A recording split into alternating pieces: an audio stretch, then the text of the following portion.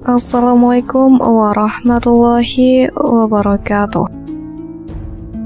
Bila tidak ada arang melintang, rentetan pelaksanaan pemilu 2024 telah rampung disusun oleh Komisi Pemilihan Umum atau KPU.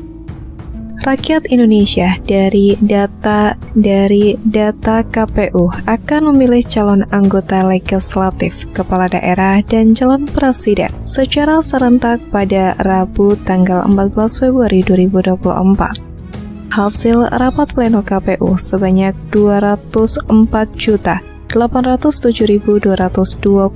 pemilih yang akan menyalurkan hak suaranya di pemilu serentak 2024 nanti. Sebagai negara yang menganut sistem presidensial, kepala pemerintahan terpilih atau dipilih secara langsung oleh rakyat. Setelah era reformasi, Indonesia menerapkan sistem pemilihan presiden dan wakil presiden secara langsung oleh rakyat melalui pemilihan umum. Masa jabatan presiden, wakil presiden adalah 5 tahun dan setelah menjabat selama 1 periode dapat mencalonkan diri kembali dengan pemilihan berikutnya untuk 1 kali masa jabatan.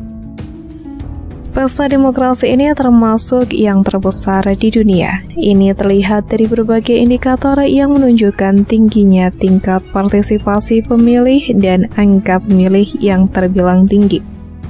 Pemilu momen paling penting dalam kehidupan berdemokrasi. Ini adalah waktu yang tepat untuk warga negara untuk memberikan suara mereka dalam memilih perwakilan dan pemimpin yang akan memimpin 5 tahun ke depan.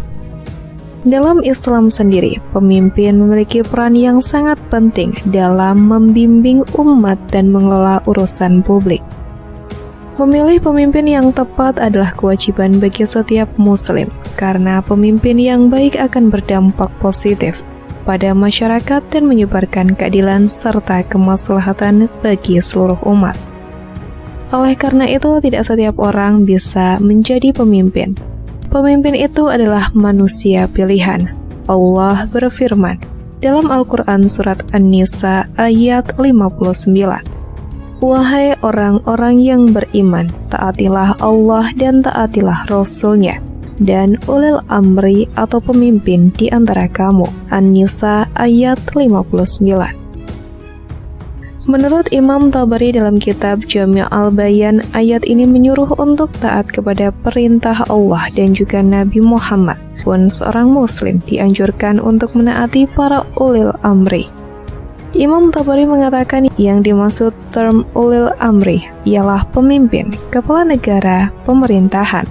Ketaatan kepada pemimpin berlaku selama tidak disuruh melakukan perbuatan maksiat.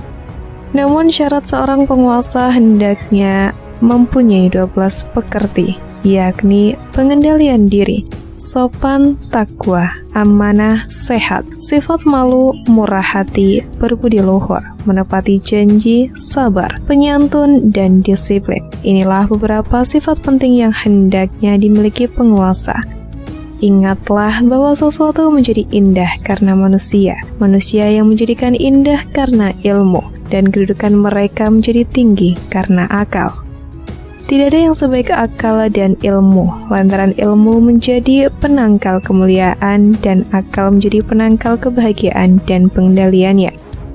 Oleh sebab itu diharapkan akal selalu beserta ilmu, sebagaimana nikmat selalu beserta dengan syukur, persahabatan beserta kemesraan, dan ijtihad beserta kedaulatan. Jika kedaulatan telah ada, maka tergapailah semua kehendaknya. Kendalikan nafsu dan kejernihan akal. Jika hanya nafsu tanpa akal, maka seorang penguasa akan menjadi liar, rakus, dan merugikan banyak pihak.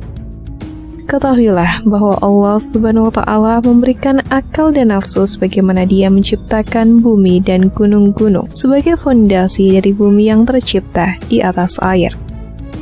Aristoteles pernah mengatakan sebaik-baik penguasa adalah orang yang pandangannya tajam bak burung Raja Wali, sedangkan orang-orang yang berada di sampingnya, para pejabat teras kerajaan, memiliki kecerdasan yang serupa, bagaikan banyak burung Raja Wali bukan seumpama bangkai. Maksud tersebut di atas adalah seorang penguasa yang mempunyai pandangan cemerlang dan dapat mengetahui banyak hal. sementara para pendampingnya dan para pejabat teras kerajaan memiliki pandangan serupa. Maka menjadi sempurna semua urusan pemerintahannya dan tegaklah semua urusan warganya.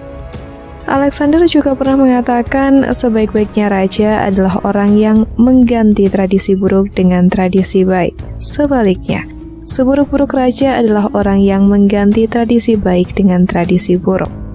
Adapun Sufyan Tsauri berkata, sebaik-baiknya penguasa adalah orang yang berteman dengan kaum cerdik pandai. Kekuasaan atau seseorang penguasa tentu tidak akan seterusnya, karena Allah Subhanahu wa Ta'ala telah menentukan batasannya sebagaimana dalam firman-Nya, Surah Al-Imran ayat 140 yang artinya, "Jika kamu pada perang Uhud mendapatkan luka, maka sesungguhnya kaum kafir itu pun pada perang Badar mendapat luka yang serupa. Dan masa kejayaan dan kehancuran itu kami pergilirkan di antara manusia agar mereka mendapatkan pelajaran. Dan supaya Allah membedakan orang-orang yang beriman dengan orang-orang kafir, supaya sebagian kamu dijadikannya gugur sebagai syuhada, dan Allah tidak menyukai orang-orang yang zalim." Pada suatu hari, Abdullah ibnu Tahir bertanya kepada ayahnya, "Berapa lama kekuasaan ini akan berada di tangan kita dan bertahan di istana kerajaan kita?" Kemudian ayahnya menjawab, "Selagi keadilan dan kejujuran dikembangkan di istana ini." Unsur kejujuran dan keadilan adalah hal yang penting bagi penguasa untuk menjalankan amanahnya. Ada seorang penguasa yang kehilangan kekuasaannya pernah ditanya, apa sebab kekuasaanmu lenyap dan berpindah kepada orang lain? Jawabannya cukup mengejutkan. "Aku tertipu oleh kekuasaan, kekuatan, dan kesenanganku akan pendapat dan pengetahuanku. Aku melupakan musyawarah dan menyerahkan kekuasaan pada para petugas yang tidak berpengalaman, melupakan petugas senior dan berpengalaman. Aku telah menyia-nyiakan kesempatan dan peluang yang tepat, tidak banyak berpikir tentang peluang itu, dan tiada pula melaksanakan pada saat yang diperlukan. Aku kurang tanggap pada tempat yang harus siap segera, dan kurang cepat menggunakan kesempatan dan kesibukan untuk memenuhi segala keperluan." Ditanya lagi, apakah yang paling menimbulkan keburukan? Jawabannya, para utusan yang tidak jujur, yaitu orang-orang yang berkhianat dalam menyampaikan risalah, hanya karena kepentingan perut mereka. Betapa banyak kerajaan menjadi hancur karena ulah mereka. Dari kisah-kisah di atas jelas bahwa seorang penguasa hendaknya jujur, adil dan memilih dengan tepat para pembantunya. Mempunyai pengetahuan yang luas adalah modal untuk mengembangkan negerinya. Sebagian orang yang silau akan pesona jabatan, maka dia akan membela dan mengeluh-elukan idolanya. Kadang dia lupa bahwa pada kurun sebelumnya berseberangan dan beda visi.